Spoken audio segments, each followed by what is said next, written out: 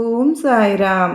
Shri MW Pradhan అనే సాయి భక్తుడు ఒకసారి తన కుమారుడి పుట్టినరోజు సందర్భంగా షిరిడీలో శ్యామ ఇంట్లో విందు ఏర్పాటు చేసి సాటి సాయి భక్తులందరినీ ఆహ్వానించాడు.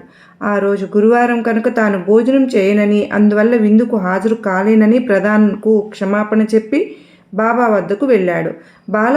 బాటేని చూడగానే శ్రీ సాయిబాబా, బాబూ ప్రధాన్, విందుకు వెళ్ళి భోంచేశావా అని అడిగారు. బాబా, ఈరోజు గురువారం. బాబా, ఓహో, అయితే ఏమిటిటా?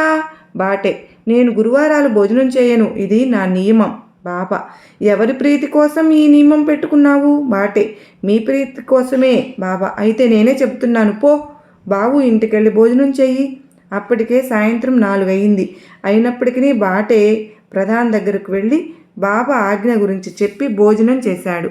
సాయినాథుడు మనం పస్తులు ఉంటే చూస్తూ ఊరుకోగలరా? సర్వేజన సుఖినో భవంతు.